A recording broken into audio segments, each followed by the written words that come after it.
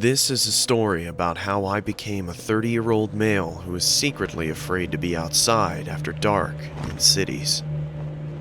I live in Manchester, in the UK, and it's widely regarded as a relatively safe and multicultural city, good transport, friendly locals, and plenty to do. I don't live there anymore, but I'm proud to be from there, and I will always have one hometown. This took place in 2016. And at the time, I was working for a company that hired me to work on contracts. So 4, 6, sometimes even 8 months abroad, and then 2 or 3 months at home. So when I was home, I made sure to see family and friends as much as possible, whether it be meeting and playing video games, a drink at the bar, playing sports, or traveling together. The incident took place when I was on my way home after a night out drinking, and I write this 4 years on since it happened. I still have PTSD from the incident, and think of this as my way of telling you all to be careful out there, as well as this being an opportunity for me to talk about it. Those who know Manchester know about its quite frankly amazing tram system. It's affordable and easy to understand. There is a tram station right near to my apartment, just outside the city center. I had been back in the country for 7 days and had arranged to meet my friends in the city for a reunion of sorts, drinking, dancing, and catching up. You know how that goes. It's important to note at this point that at the time there was a homeless gentleman that adopted the tram stop near my apartment as his own. He would always sit at the top of the stairs leading down to the platform, and whenever I used the tram, I would always see him without fail. It had even gotten to the point where we exchanged a friendly nod to each other every time. But this time, on the way to the city to meet my friends, everything changed. On any normal occasion, he would be sitting under the shelter at the top of the stairs, either asking passersby for money or just saying hello. But as I approached the top of the stairs, around 20 to 30 meters away, I saw him, and he stood up straight, almost too straight, with his chest out, just glaring right at me in the most menacing way.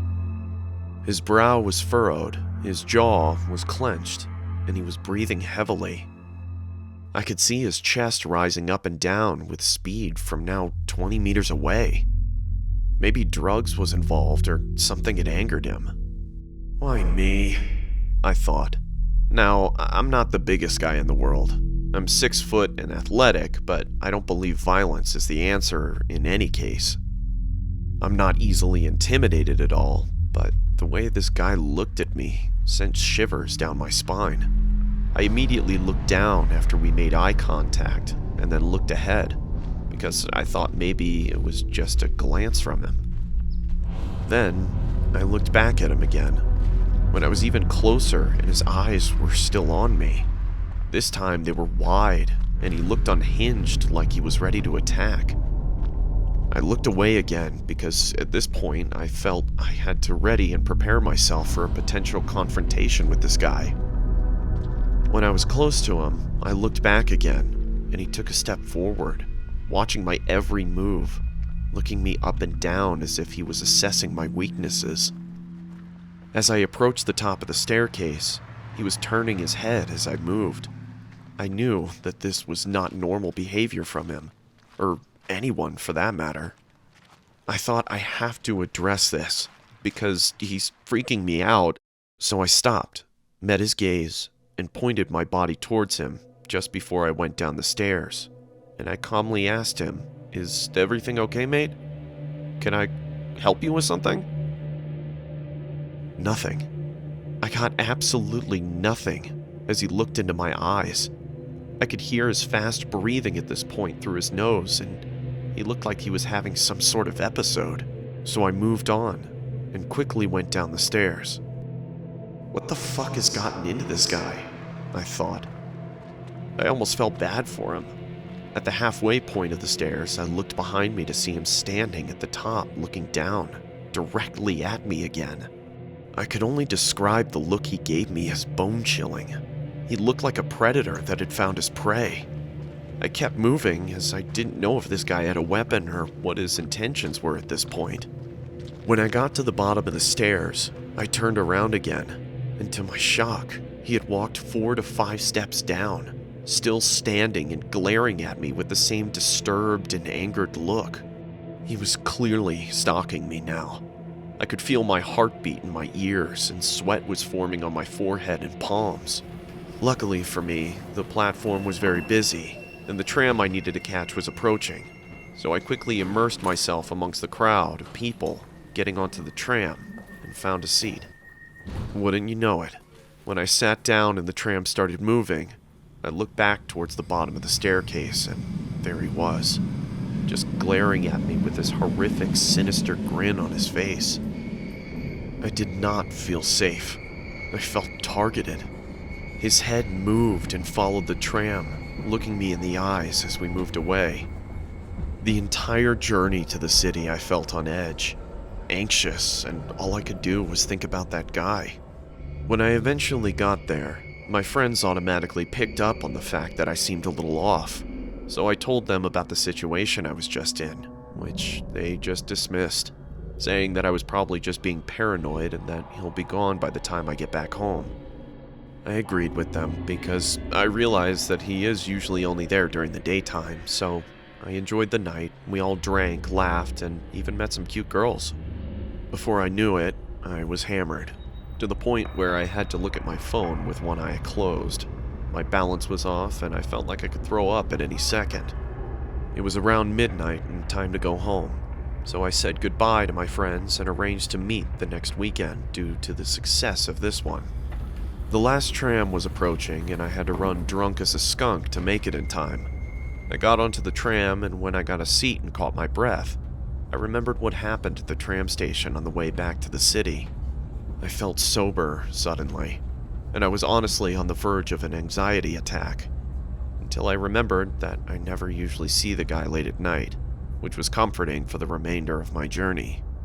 The tram arrived at my stop, and I got off. I just stood there for a second, surveying my surroundings.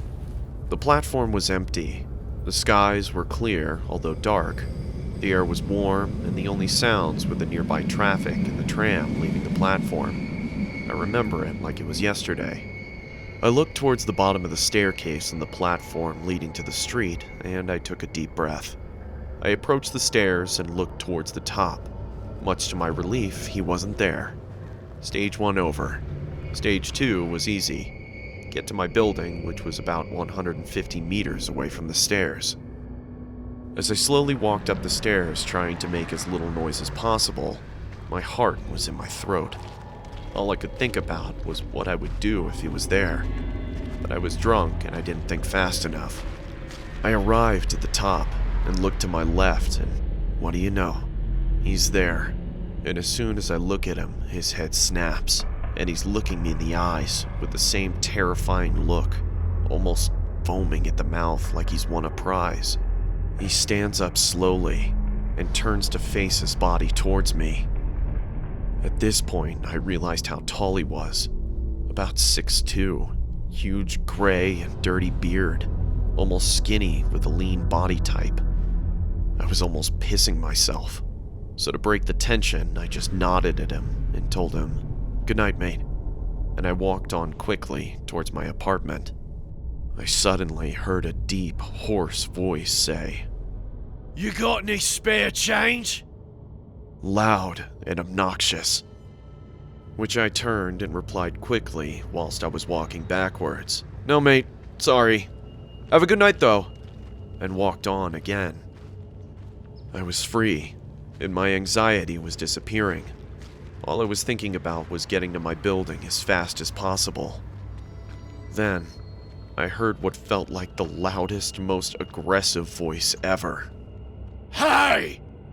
I stopped, and I turned around so fast because he made me jump and scared me. He was holding a knife, and it was pointed directly towards me. The nightmare scenario was playing out now, and I held my breath as he walked slowly towards me. I was definitely sober now, and I weighed up the options. I run and take a risk, or I start to negotiate with him. I thought, there is an ATM nearby, I can get some money and just go home. He was around 5 meters away, with the knife pointing towards me. I wasn't going to let myself die like this. He then said, "I'm going to ask you again. Do you have any spare change?" I couldn't tell whether I wanted to throw up or cry, but I had to get out of this situation.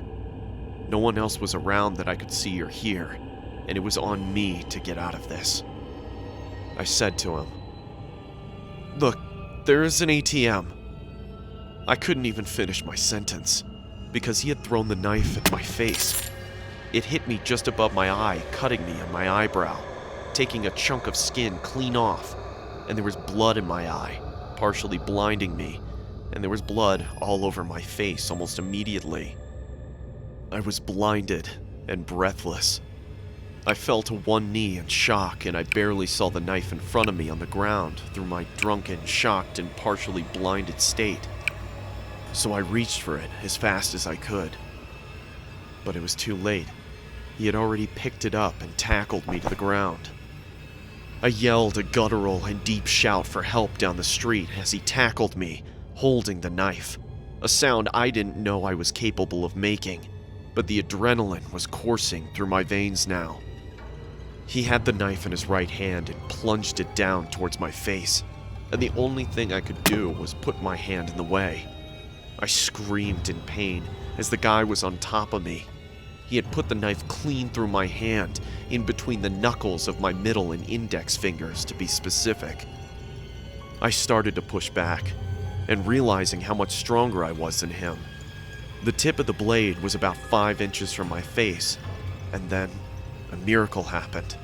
I heard the voices of a group of people yelling, "Hey, stop!" accompanied with their fast-running feet towards me on the tarmac. The guy's grip on the knife was weak suddenly, and he looked behind himself, clearly seeing the group approaching. They shouted again, yelling, "Get off him!" And he jumped off of me. Unfortunately for me, he took the knife with him and ripped it out of my hands as he jumped to his feet and swiftly ran into the nearby woods. There were 5 people in total who came to my rescue. 2 of them initially chased the guy into the woods before I shouted, "No, he has a knife!" And hearing me say this, they let him go and started to call the police. This incident changed me for the better, and I wake up every day appreciating everything in my life. After the incident, I was rushed to the hospital and I had surgery to reattach the nerves in my hand 2 days later. The guy who attacked me is in prison now for attempted murder. The police showed after the incident within 5 minutes, and full credit to them. They found the guy hiding in the woods, still holding the knife behind a tree, and they managed to subdue and arrest him on the spot. He was on a cocktail of drugs, and he openly admitted to the police that he fully intended to kill me if he had the opportunity. But this incident was simultaneously the best and worst thing that ever happened to me. The best, because I appreciate life so much more now. I talk to those I love every single day. All life is precious. Tomorrow is not guaranteed, and we are all mortal. Stay safe and alert, and do not waste a moment, as you don't know who's going to be waiting around the corner.